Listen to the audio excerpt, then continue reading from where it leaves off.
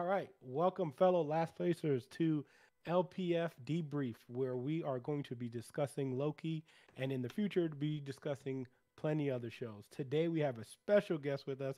If you guys follow the main show, you guys know that Orlon was a guest, and we are happy to have him back on this special season finale of Loki. So, Orlon, go ahead, take it away. Introduce yourself for the people who don't know you. What's going on, y'all? So my name is Orlon, aka Minstora. I hope my audio quality is good, by the Oh, way. yeah, good, Yeah, you're good. awesome. Yeah, so my name is Orlon, aka Minstora. I'm primarily a nerd pop cult TikToker. Primarily, I am looking once I hit a certain threshold, I'll be branching into other platforms. But yeah, I make anything nerd, gaming, anime, or pop cult related on TikTok, tech, all that stuff. And yeah, I just celebrated 1 million likes across all my videos. So follow Nice. me at Minstora on TikTok. Yes, and I will have the link in the description for you guys to get on that so it's easier. So, Yee. and then we have our boy Chris, who's my partner in crime on this regular because we're gonna do what we normally do and shame Yendi right now. Yeah, Orlon just stare at the screen and just Shame. disappointment. Shame. It's disappointing. Yeah. so, so yeah, so we're gonna just talk about Loki. Let's get right into it because pretty much that's what you guys are here for. So episode 6, we finally get to the season finale, and we were just talking about it pre-thing, and it wasn't like I would say not the most eventful, but there was a lot of content in that because a lot of the stuff that happened in there, Easter eggs are full in effect. Also, not like episode 5, but we did have a lot. I would start off with saying like the beginning of the episode kind of let you know what kind of world we were going to get into when you just heard all of the past things in the MCU, and it just felt like something grand is really about to happen because they're giving us everything that pretty much all these famous quotes, all these things that are happened in the MCU already, and it was pretty insane to think about all the things that we've gone through, right? So like as we felt that, I was like, man, we really went through years and years of content for this stuff. So it's pretty cool that Marvel can actually just go back to themselves for content, which I Yeah. find pretty insane to me. And then also it starts off with the, Captain America and Peggy Carter song. So it's like very like starting to hit that strike For me that personally, part. that song just reminded me of work because I work on Sunset Boulevard in Oh Hollywood Studios. no. So as soon as I heard it, I was like, oh, okay, I know what they're Yeah. doing here, but Yeah. But can't get your mind off work for a second. Yeah, and I thought that beginning scene was awesome of just getting like T'Challa and getting all the like the Endgame quotes Yeah. and Captain Marvel and everyone and even the real life influencers and people who affect the world also were also in there. They had like Greta Thunberg was there. They had a Maya plenty Angelou. Maya Yeah. Angelou. They had so many different voices in there just showing how the world was in effect. And I think that's a really cool like thing that Marvel took care of and like Yeah. kind of just like had us really feel like, oh, this is on a grand scale. And there's nothing cooler than when Marvel shows you really opens up its galaxy. And I felt like that was a super cool way to open up that galaxy. You know what I'm saying? For sure. So yeah, and I mean things like that. So Orlon, what did you think about the episode in general? I just wanted to point that out because I thought it was amazing. Yeah, no, I liked it. Hmm. I was expecting, I don't know if more is the right word, but in a weird way, I'm not disappointed with what we got. They essentially, rather than a finale, it felt like to me, they said, okay, let's take this finale and use it as setup. But normally for setup, it just shows how expansive the MCU has gotten. Because normally for setup, what you do is, oh, I set up the next series or next movie. They set up an Everything. entirety of a next series and like 3 simultaneous movies. Yeah, Quantumania, Spider-Man, and Multiverse of Madness in Yeah. one season finale with one 40-minute episode. They set up Yeah. 3 movies and a second season of Loki. So Yeah. any qualms I had about the episode, it's like, I mean, hey. Yeah. Didn't I don't know if y'all heard as well, but I thought I heard like in early interviews that I think Kevin Feige said, "Oh, you will not need MCU shows in order to understand MCU movies going oh forward." no, I heard No. reverse. Yeah, I heard it the that. reverse way. Yeah. Okay.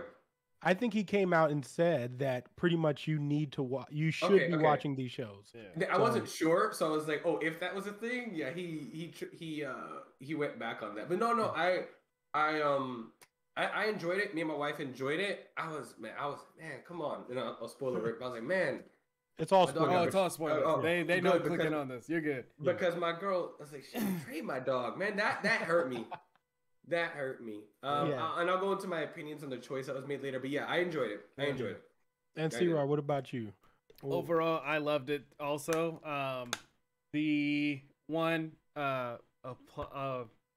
applause for Tara Strong. I'm Yes. glad that she got a little bit more of her moment as what's her thing called? Miss Minutes. Yeah. Yeah, Miss Minutes. Yeah. Yeah. Miss Minutes, yeah. So I'm glad she got a little bit more time on there because whenever I found out it was her, like I was like, wait. And whenever I on her Twitter put it up, and I was like, yeah, she needs more voice time, please. And Yeah, I found out on TikTok after episode 5. I was Yeah. like, oh my god, it's her. yeah. So, I guess you could say I guess I was gonna ask you if it is Kane for sure. I'm assuming it is, but So- that character, Yeah. Who he Did- remains. yeah, that one. So he did an awesome job. I loved him a lot. I loved how he was like almost, he was on the break of like insanity and stuff like that, but he was still there.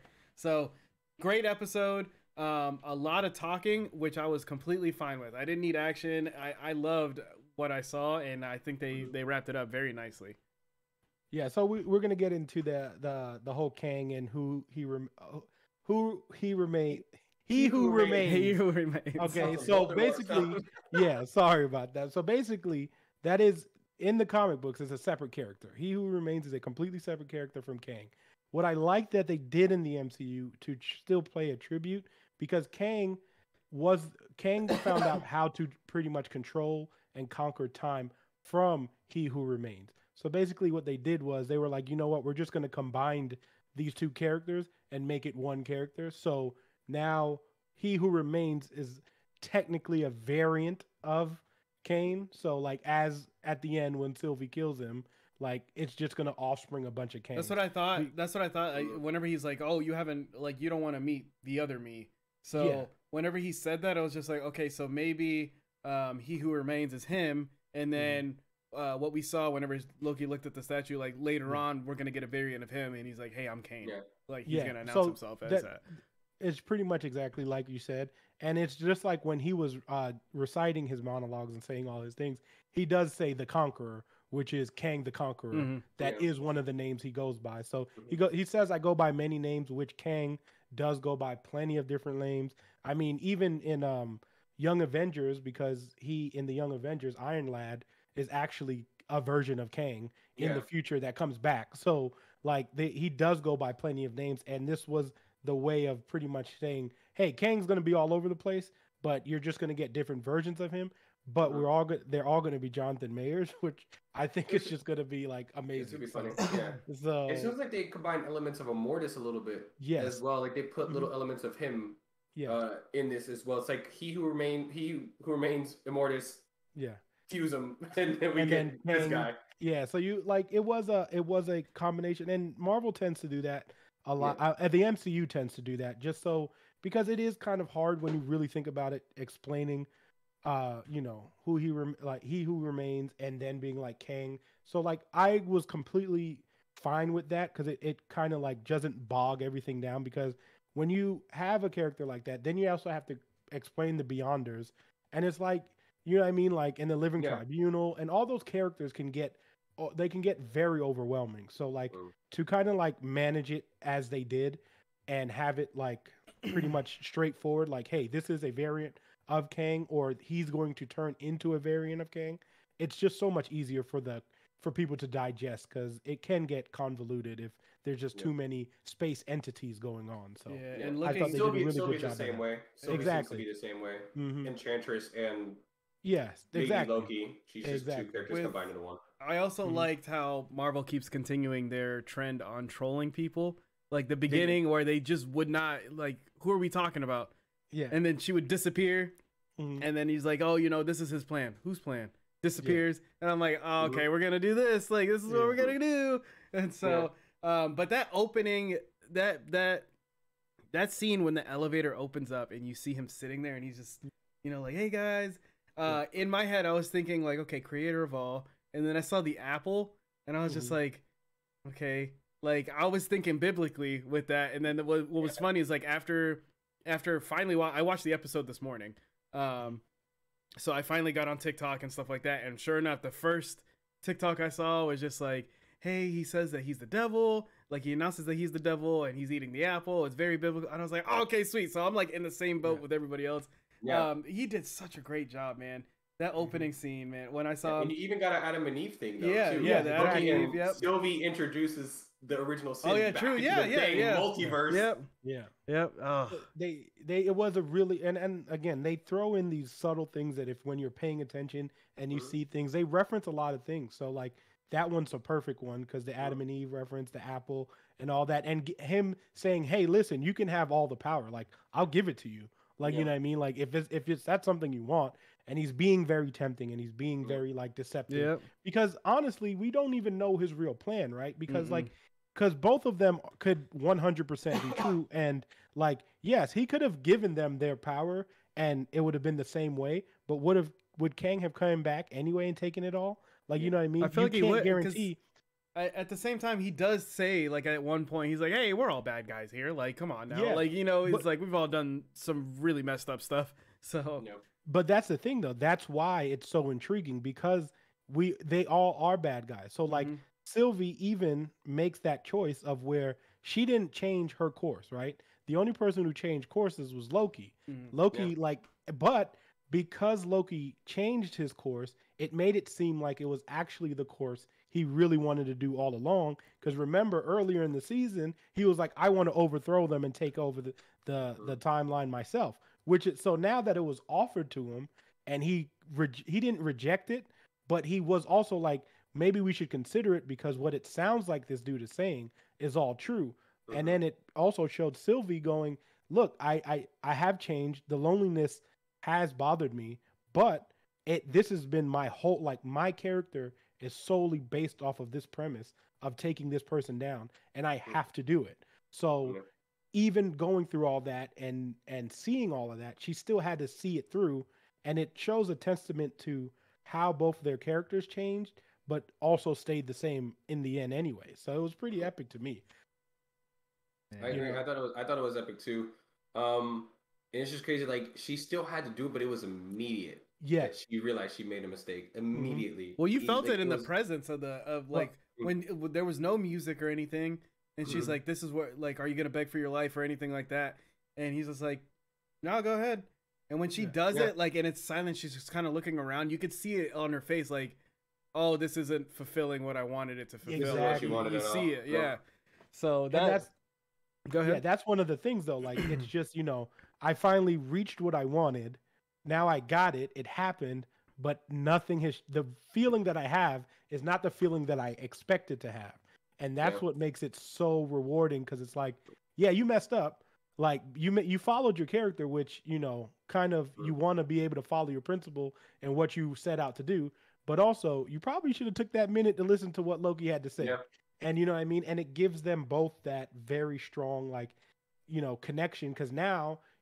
Her thing is going to be like, now I have to find Loki. You know what I mean? So, and now that she's going to be caught, which is why I'm so happy we're going to get a season 2 is because you can dive more into those stories, right? Because now you have so many different story plots. And then Tom Hiddleston came out and said, I'll play Loki for the rest of my life. Like, so we know and we will maybe season 2 might not be the end. Like we might get a season 3, season 4. I didn't realize that he came out and said that he was that down to play the character. Yes, he said he will play. He said he's fortunate to have even been able to play it this long. So he said if it's up to him, he'll play it whenever they need him to. So for him to say that and for this show to just pretty much take off the way it has, and everyone loves Tom Hiddleston as Loki. So if he's gonna play it, just let him play it. And I think, and it ended in such a perfect spot to where you can literally do this for about 5 seasons, of him just trying to find out a way to get back to the sacred timeline, so he can find the people he knows. Because at the end, he finds Mobius, but it's not the Mobius he knows. So it's such a good twist, and I don't know. Like the more I think about it, the more I enjoy the episode. Now that I'm talking it out, it just made the everything they put into the episode so good. So in a world, because I'm catching up on Lucifer, and in a world where you can have 5 seasons of Lucifer, you can do 5 seasons of Loki. Yes. Lucifer is also a great show. Yeah, but if you can, and I like it too, but it kind of has that Freak of the Week vibe where the main plot is kind of spread out. So you can do that. If you can have 5 seasons of Lucifer, you can do 5 seasons of Loki. Yeah, exactly. Easily. Absolutely. Question for you guys though, because you guys are bigger into the comics and stuff like that. When in the beginning, whenever you go before the elevator opens and they're in the chamber and you have the statues there, and it's the 3 timekeepers, but there's one that's broken and on the floor. Would you guys know who that is or what it was supposed to be? Yes, I assume. Oh no, go ahead. It's the Oracle of Siwa, and it was the one that got exiled. That's why, because there was 3 timekeepers. The one that got exiled is on the ground because it was the one that got exiled.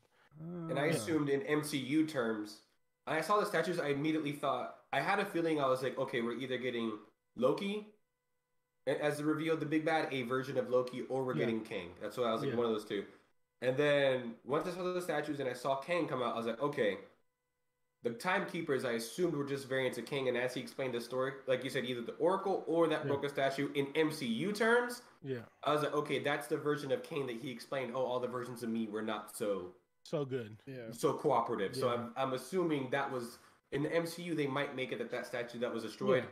They worked together at some point, including Kang the Conqueror. They all worked together at some point. And then he started being the King the Conqueror. And also in the comic book, there's actually 4 keepers. So like, you know what I mean? So it could be a very thing as, you know, He Who Remains would be technically considered a timekeeper, and then the 3 statues were them 3, and then like Orlon said, one of them got it. Like essentially, exilement is the reason why it was on the ground. Yeah. So like, you know, or it was just a bad apple. Like that's why it's on the ground. But it definitely, like we always say, these Marvel things, they always mean things. Like they, you know what I mean? Like they're very good at hiding comic book references in there, and just like if you know them, like I said, I just been reading them for so long that I can like point out some of this stuff and I just write it down. But there's also things that I miss too. So but they are very vast in the way that they do it, and I think it's awesome. It's just one of the coolest things ever. When I was watching the What If trailer, and I saw, I got the most hype when I saw the zombie universe or Marvel Zombie Universe. That's when I got the most hype. Marvel Zombies. But I don't know anymore if What If is like the most accurate title, because following immediately after Loki episode 6, them trying to sell it as a What If series. Like, who do you think you're fooling? That's like, one of the best things about this is because technically at this moment in time, anything and everything can be considered canon. Yeah, like I heard a rumor. I don't know if it's true that I think it's in Multiverse of Madness or Quantumania, one of those two.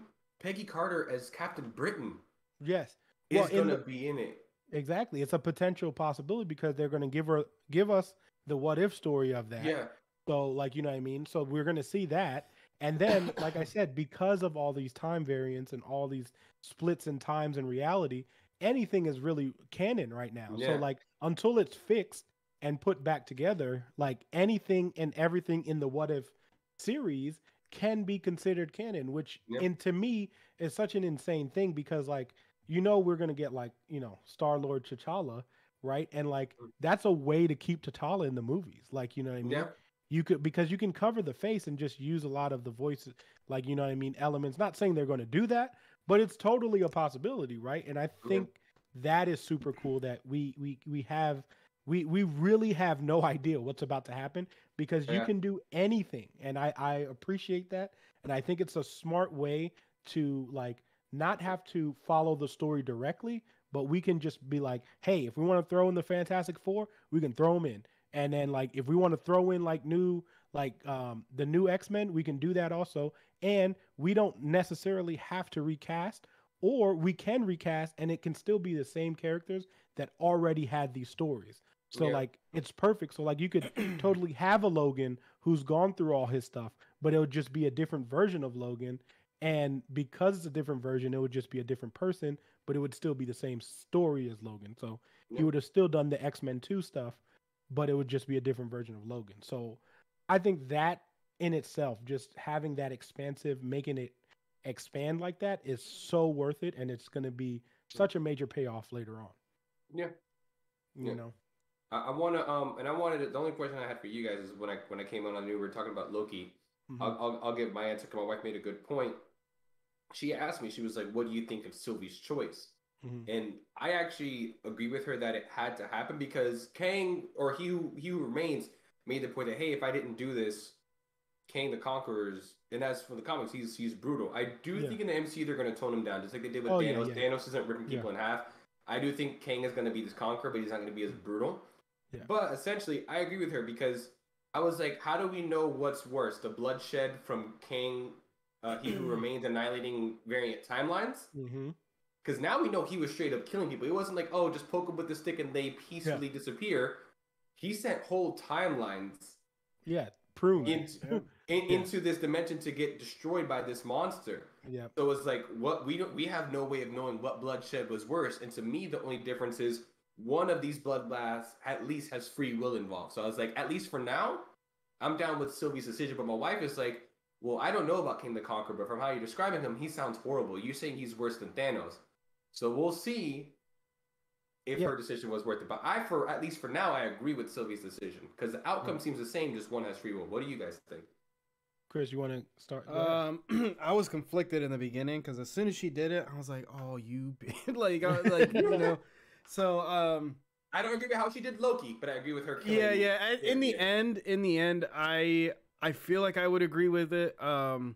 Just because, excuse me, with what's going on, what's gonna happen, I feel like her thought process is like, whatever's like, we don't know what's coming, but whatever's coming, we can deal with it. You know what I mean? And for her to, with her background story and how early on she was taken away and she literally couldn't experience her life at all. It just, that pain and everything, and knowing that there's thousands like her, millions like her, you know what I mean? It gives them a chance to think for themselves.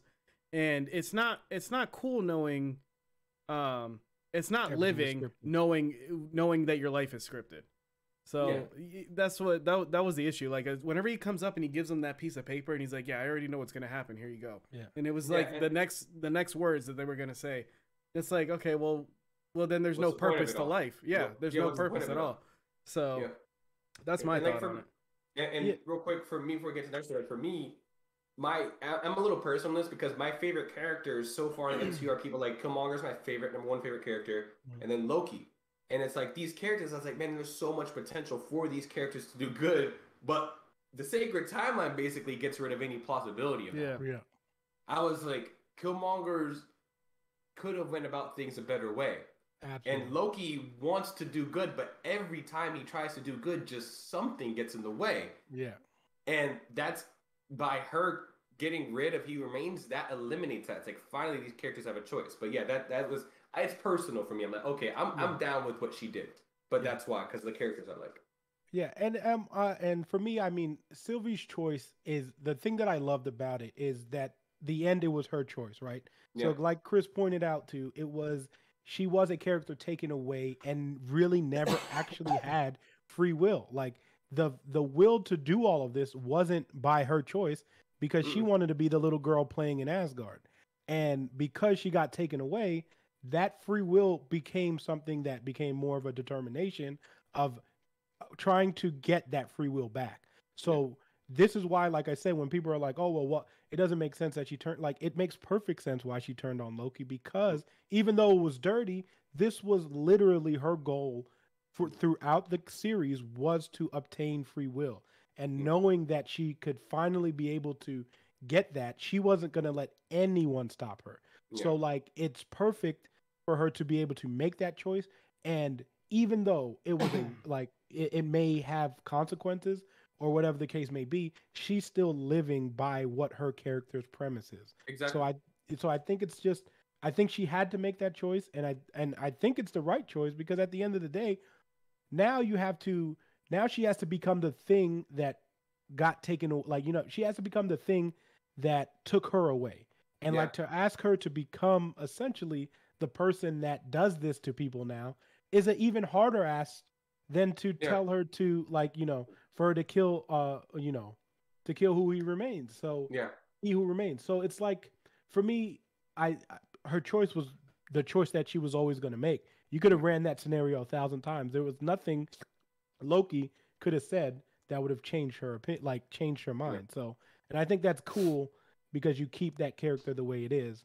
Yeah. But we're gonna, and like Chris said, we're gonna go into a situation where, I mean, I'd rather have the heroes have their choice than someone who knows what they're gonna do.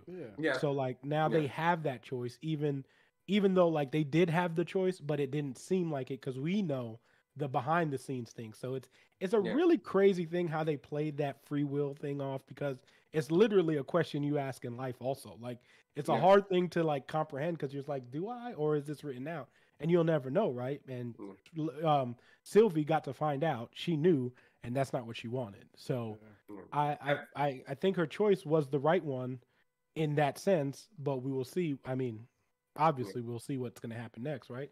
Because the possibilities now are completely limitless, which I think is amazing, Yeah, of course, at face value, I was like, I'm sorry, of course, at face value, I was like upset. I was like, dang, how you gonna do this, Loki? But she was hiding out in apocalypses her entire life, and had to basically come to the realization that everyone she knew and loved was gone, and I don't think she could subjugate another person to that. No. I don't think it would be selfish of Loki, of original Loki, to be like, hey, come be at the head of the Time Variance Authority and subject someone to what you went through. Yeah. She wasn't going by. And that's why she pushed Loki through that portal, because she knew that if, like, even after that kiss, like, you knew that if Loki stayed there, he was going to be able to convince her not to do it. So that's why she's like, all right, let me say goodbye to him now. You gotta go. Like, you gotta get out of here. So and then she would have sat down and, like you said, listened to him and see what he had to say. But I even if I think she took the minute to listen, I think she made it easier on herself by throwing him in. I don't think she ever doesn't make the decision she made. Like, I just feel like it's too much backed up. It's like Orlon said, where it's just like she had to like now become the thing that took her, like, that took her from her life. I don't think even inside of her, no matter how much she cared for Loki, like, it just was never going to happen. Like, it was something like killing He Who Remains was literally, that was her goal. Like, it was her goal, and she needed to complete it. And they're lucky it was a variant Loki, which by power scale of the MCU, he's gone. I'm back. Wait. Okay. And they're lucky it was a variant Loki, and by all accounts, a relatively weak one, except for her power to enchant. Because I don't know if she thought about this, but another variant with much more potential would have been way worse. Variant Reed Richards going after the TVA, a variant Tony Stark, even with more intellect, much worse. And I like what they did, because of the first episode of Loki, I left with a bad taste in my mouth, because the introduction of the sacred timeline kind of cheapened everything that had happened in Marvel so far up until Phase 3. I had this little sour taste. I was like, man, like the whole hero's journey thing squandered because it was meant to be, and then they kind of rectified it. But the good thing is, you see, the thing that they also, the best thing about this series also is that we actually have no real actual timeline for it, right? Like, the only thing we know is that was 2012 Loki. Like, you know what I mean? Like, that's the only thing we know, because after that happens, remember, because I mean, my theory has always been the TVA has been in the quantum realm, right? So like, if that's the case, remember, like, that timeline, like the sacred timeline, might not be something that happened. Like, the branches could have already happened, because when the Ancient One explains it in Endgame, she talks about them branching out already. Like, you know what I mean? If things don't get put back in the right place. So like, we actually never know. And I think that's cool that we don't know, because like, and I think we'll find it out later in Ant-Man and Wasp. I think that's going to be like one of the major talking points, is kind of when this happens. So like I said, I enjoyed everything about that, because it's like, we are literally free from time, even though we're dealing with time. So like, there's no, like, this could be tossed at any point of the MCU. It could be before it, like before everything happened. We just know it can't be before 2012 Avengers. Like, that's the only thing we know, because it's the Loki. And I get that. Okay, so we do run into a scenario where potentially Mm-hmm. The TVA wasn't really created until Exactly. after the events of the Avengers, all the Avengers. So their choices were all their own free will. But we get to a point where something that is a possibility that could work. And it might not be. It's just like there's just again we're at the point of endless possibilities. We just don't know, right? Because the story now is being written, so we have like no clue what they're going to end up writing, but the majority of the possibilities are all there, and I think that's a fascinating thing to have and be able to have that even after having all this backlog of information that we have even throughout all these movies. So where do you guys think the judge went? She went, I think, those files that, he wants you to have these instead. Yeah. It doesn't make sense for He Who Remains to send those to her. Yeah. For her to be with Kang the Conqueror. But I feel like that's where she went. I feel like she went to be next to him. But it doesn't make sense for He Who Remains to send her there. Yes. So that was the thing that I was interested, because I don't like, again, it depends on who. That's why it's so interesting, because we don't know what He Who Remains' real plan was. This is why I even asked it in the middle, because it's like, yes, so he could have totally been telling the truth, saying I'm tired and all that stuff, but he also could have just been lying, and he, like you said, knew everything that was going to happen. He knew Sylvie was going to kill her.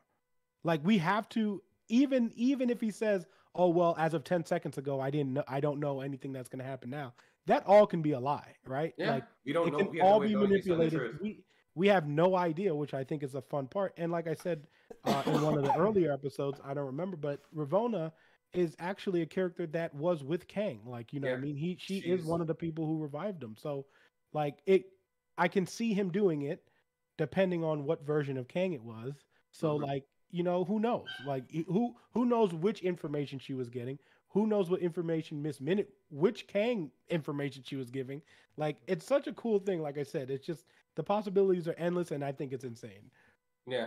I mean, it's possible that before Kang was taken out, the Conqueror at least was taken out. He had some involvement with Miss Minute's AI. Exactly. Like, anything is possible. Anything could happen. But it's like, I don't know where.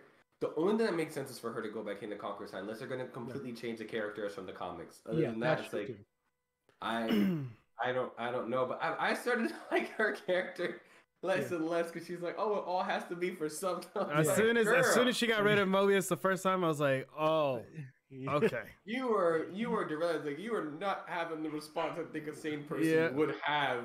So I was like, oh, it all has to be for something. It's like, that's not the first thing I would be thinking. I'm like, yo, someone's head's gonna roll for all this. That's the first thing. It does show you kind of biblical in sense, and I'm not going to get too into religion, but basically that is she was counting basically on her faith, right? Like her faith for the timekeepers, like you know what I mean? So like, it didn't matter what you told her or how you told it to her, if it was fake or if it's not, her faith is strong enough she feels like that's an overcomement, that regardless, you can show me this information, that doesn't mean that this person's not real, or that all of this didn't happen for a reason. So I get where she's coming from in that sense, where she's like, well, you're not gonna, I don't care what I see or how you tell me it. I know this is to be true, and I feel that it's to be true, so it has to be true. And now I'm gonna look for even more answers to prove that it's true. Yeah, I'm gonna take a jab at my homie Alton. Because I think on episode 3 or 4, I was like, oh, I love that Loki has this undertone, this undertheme. And he's like, what are you talking about? I was like, oh, it has this religion undertone. And he's like, no, it's about fate and breaking your fate. I was like, yeah. But they also have this religious undertone. He said, no, you're crazy. And as more and more we went on, it's like, oh, there was this theme of faith. Yes. And blind faith must continue to fall on your faith. And I was like, no, it definitely has religious undertone. So 100%. I was right. Yeah. I was 100% and a little bit of Willy Wonka, in my opinion. Whenever he sits there and he's like, I'm getting old. You guys can run this. And I was like, He's like, have the keys to the whole chocolate factory. That's what I thought. But also I want to shed light and shout out to Mobius's entrance there. Classic Owen Wilson again coming in. He's like, he returns. Oh man. Oh, so good. I mean, we can't. I mean, like I said, I know we've talked about this to endless amounts, but Owen Wilson, He did a fantastic job. I loved it. I loved every minute of it. MCU just for casting him, like, I mean, just come on. Like, Owen Wilson was absolutely fantastic. I'm so happy we're gonna get him again in season 2, and like, he was him. I can literally listen to Tom Hiddleston and Owen Wilson talk all day, like with each other in that show. If the show was just that, I would have been fine. Like, just to be honest. And now that it's over, because I plan to make a review about it on TikTok, I really would have liked for WandaVision and this one to swap episode amounts. I really would have liked it too, because from the trailers, I think they still needed to do the multiversal thing, and I'm glad they did. But man, from the trailers, I thought we were going to get this kind of buddy cop thing a little bit, where they're going through different episodes and hunting down Loki variants. We got one Loki variant heavy episode with episode 4, but it would have been cool for them to spread that across a few episodes. But like you said, I'm glad that there's a season 2, because it means we get hopefully more of it. Hopefully we get more of it. The only thing that's going to annoy me about season 2 is like him having to rebuild the relationship with Mobius. I'm gonna be like, but I think that's gonna be a good comedy, because like it's gonna be hard for him to like it's a comedy and a tragedy for Loki, because it's like, hey, we're best friends, by the way. And he's gonna be like, and now you don't know me, like, you know what I mean? So like it sucks, because anyone Loki meets now at that point, he doesn't know. So he's literally just in a completely different scenario that he has no control over again, and he just knows that this was the outcome. He knows who the bad guy is, but how now you have to convince like them, who both of them was like, well, they said that this was going to happen, and like Kang is the leader of the TVA in the realm that he's in right now. So like he's going to be like, hey, this dude is the bad guy, and they're going to be like, no, you're crazy. He told us all this was going to happen. And they're going to be even, more into believing everything Kang says. So he's going to be in a pickle, and I think we will get more of the buddy cop thing, because now he has to explain all of this stuff to Mobius again, and then try to convince him to be like, listen, this is the thing that happened, and we need to try to fix this.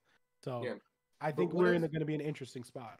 But what does the Time Variance Authority do now in the timeline that King the Conqueror takes over? Because they're not preserving a cyclical timeline anymore, because there's these branches. So what is the purpose of the TVA? Loki can't run around yelling at everyone, "Your variant, stop what you're doing." They're like, there is no variance. Yeah, there's multiple timelines. There's no more variants. So that's a really interesting question, and I have no idea. Well, because with that whole scene, I mean, it seems like they were trying to straighten it out. Because whenever they come up and they're like, how does he, like, whenever they're looking at it, they're like, what does he want us to do here? Like, what? No, he told, but remember, Mobius says he told us this was going to happen. So like, Kang was upfront about it. Oh my God, I did it again. But Kang was upfront about it, and then he, you know what I mean? So pretty much they knew this was going to happen. I think they're going to be questioning, why is it happening? Yeah. And then probably he's just going to be like, don't worry about it. This is just what needs to happen. So I agree with you. It's going to be very interesting to see what the TVA's job or like thing they need to do is going to be. So I'm interested in seeing that also. Yeah. So I wonder how they'll, if at all, if they will nerf King the Conqueror. Yeah, they will a little bit. They have to a bit. Yeah, they have to, because his brutality and just, I was like, I showed my wife panels of her just grabbing Captain America by the collar and yanking the dude. I was like, this PG-13, so it's not going to be too much. But I mean, Marvel still does a good job MCU does a really good job at still showing you a person being very strong and a person being very like diabolical, even without, like, you know what I mean? Well, I mean, Loki's death, whenever you see him hit the ground and his gray eyes and everything, and that was some scary stuff, man. They're good at showing brutality within the PG-13 rating. And they are good at it. There's ways of doing it. There's tricks, and they, like I said, as long as Kevin Feige's name is associated with any of this stuff, he's got my money. Happily, I will happily just send it. I would write him a check that just says Kevin Feige, and then whatever he wants, he could have it. Yeah. But he is that dude. Like, he set this up, and everything is working out the way that I'm happy with it. I know a lot of people are happy with everything that's going on. It's a new excitement for the MCU, even after you've had Endgame, where you felt like people are going to be like, oh, what's next? And it's like, now we have this crazy stories that are going to be like, and now we have all these integrations. And I mean, they're already starting, like, you know, they've already said, like, they haven't announced it, but the rumors have already started. Loki's going to be in, you know, is going to be in Doctor Strange too. So like, I've seen those rumors too. yeah, and I wouldn't be surprised if he shows up in Ant-Man. So like, it's going to be a very interesting. Like, it's going to be nice to see all these characters kind of have multiple crossovers. Like, you know what I mean? We're going to see Wanda again in Doctor Strange. Like, we might see Wanda in Spider-Man. Like, I think that's going to be pretty cool, because especially if they give her like a kind of Madam Web kind of thing, I think, because I mean, I love Madam Web. And I think if they do not make her directly like a Madam Web, but kind of have her like kind of Peter's like guidance through the multiverse would be dope too. So there's so many possibilities. I'm here for all of them. But we always do this for the show. What was your favorite moment of this episode? And to add it, because this is the last one, what was your favorite moment in the series in general? Favorite moment. Yeah. Dang. I'll let you think about it a little bit. I got one for the episode. Go ahead. Favorite moment of the episode has to be when He Who Remains comes out of that elevator eating the apple. I love that moment so much. Mm-hmm. As a seer, I do have a dislike for the last episode. Okay. I didn't get my man from the first episode at the front desk. I said, give him to me, and I did not see him. The one that you'll see him in season 2, probably. Yeah, probably. I hope so. For the whole series, man, I would have to say that moment of because I can replay it in my head whenever they're trying to get off of that planet and they're trying to run to the ship, and when the ship blows up and seeing everybody in the background just like stop what they're doing, and they're like, we're all dead. Like, that's it. Yeah, that's it. Man, the loss of hope. Yeah. I got one more. I'll let you go first. Got something at the end. Okay, well, so my favorite moment of the episode was also, you know, He Who Remains just showing up, just the monologue, and this has been a common thing for me, because as Chris and I have been doing these, like, it's always like talking moments, and for him to just explain the whole Kang War and pretty much explain the multiverse war and all that, for me was just like, awesome. I'm literally reading he's telling me the comics that I've read, like, you know what I mean, and I loved every second of that moment. But for the series, and I don't think anything can top this. Personally, for me, was classic Loki reanimating Asgard. I just think it's one of the coldest things that we've ever seen. Like, how do you even do that? Like, he literally, to every detail, reanimated it. And I mean, like, I hope we get to see classic Loki again, because the fact that he was able to do that, and just the character itself was so good, because it was also just a hopeless Loki who's had lost hope and was trying to get it back, and he had the same story as the Loki we know. So it's a character I would like to see again, but that moment was everything he needed in the series. Like, that one moment just defined him so much. So that would be my favorite of the series. I agree. So before I go to my episode favorite, that was my favorite of the series as well. Because I always favor, even in D&D, I like spellcasters and stuff like that. So to have a Loki that focused more on his magical aspects, and to see him go off, I was like, yo. And before I get to my favorite moment of the episode, time apparently in the MCU is not linear, it's cyclical. And now that we have the fracturing of the multiverse, what classic Loki did was no longer a variant. We could see a return of it, which excites me. But my favorite moment in the episode was when He Who Remains said, I think what he said was, "Grow up, Sylvie. Grow up." Yeah. Oh yeah. He goes off on her. Murderer. Yeah. Like, that was my favorite part of the episode. I was like, he just went in on her. He did. He literally was like. Well, that's what I liked about him too. Was like, you see him, like, he's trying to explain to them, but like, you see him going insane. The frustration too. Because he's been alone. Like, he's been focusing on this one thing, like keeping the timeline straight and everything symmetrical. Like, you see, whenever he gets up on the table, and that's when it starts to come out a little bit, and then you see him like, oh wait, I got to pull this back in, because they're gonna think I'm just another. He is 100% a villain, because even King the Conqueror has maybe taken lives. He's taking probably just as many. Like I said earlier, he's snuffing out entire timelines and variants. So his ledger, if you watch Black Widow, is very full. But I don't know what we were talking about, but I want to throw in one thing, because I just had the prediction and my memory's horrible and I'm gonna forget. You're good. with all this multiverse stuff in Loki, episode 6 basically sets up everything. I'm calling it now because we're probably getting 3 Spider-Men for Spider-Man 3. The end credit scene is going to introduce Miles Morales. Ooh. Now that Loki episode 6 has happened, I'll cry. I think the end credit scene of the new Spider-Man movie is going to introduce Miles Morales or hint at it. I definitely think that's what's going to happen.